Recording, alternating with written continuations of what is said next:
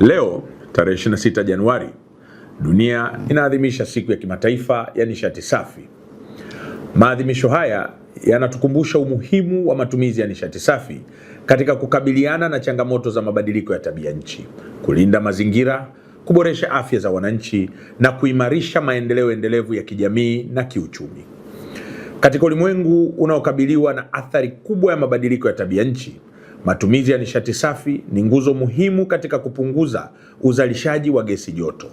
Tanzania kama nchi mwanachama wa Umoja wa Mataifa ipo mstari wa mbele katika kutekeleza ajenda ya nishati safi, ambapo tumejiwekea malengo mbalimbali ya nishati safi ikiwemo kufikia 75% ya umeme unaozalishwa kwa nishati jadidifu ifikapo mwaka 2030.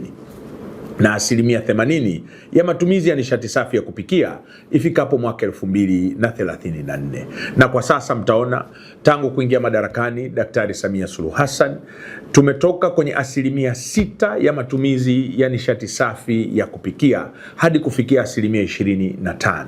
Katika kuadhimisha siku hii, nawahimiza wananchi wote kuendelea kutumia nishati safi ya kupikia kwa manufaa ya afya zetu, mazingira yetu na vizazi vijavyo. Nazikumbusha taasisi zote zinazolisha zaidi ya watu 100 kwa siku kutumia nishati safi ya kupikia ili kutunza mazingira yetu. Aidha, niendelee kuwahimiza viongozi mbalimbali wa serikali ikiwemo wakuu wa mikoa na wakuu wa wilaya kuhamasisha matumizi ya nishati safi ya kupikia ili kuongeza matumizi ya nishati safi ya kupikia katika taasisi zilizo maeneo yetu. Serikali, kwa kutambua umuhimu wa afya za wananchi na utunzaji wa mazingira, imefanikisha upatikanaji wa aina mbalimbali za nishati safi ya kupikia kulingana na hali za wananchi. Katika utekelezaji huo, serikali imeendelea kusambaza majiko banifu katika wilaya zote 139 nchini, ambayo yanapatikana kwa ruzuku ya 80% hadi 85% ya bei halisi.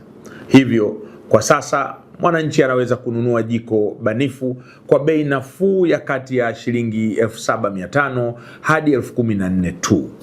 Aidha, kupitia wakala wa nishati vijijini REA, serikali inaendelea kutoa majiko ya gesi ya kilo 6 kwa bei ya ruzuku ya shilingi 19,000.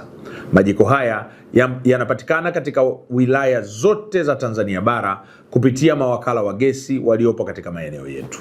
Napenda kusisitiza kuwa mapambano dhidi ya mabadiliko ya tabia nchi hayawezi kuachwa mikononi mwa serikali pekee. Yanahitaji dhamira ya kisiasa, uamuzi wa kitaifa na ushiriki wa wananchi wote. Matumizi ya nishati safi si chaguo tena, bali ni wajibu wa kizazi chetu na mustakabali wa taifa letu na dunia kwa ujumla.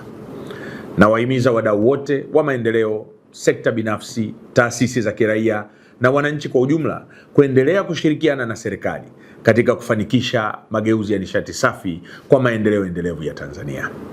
Nawatakia Watanzania wote maadhimisho mema ya siku ya kimataifa ya nishati safi.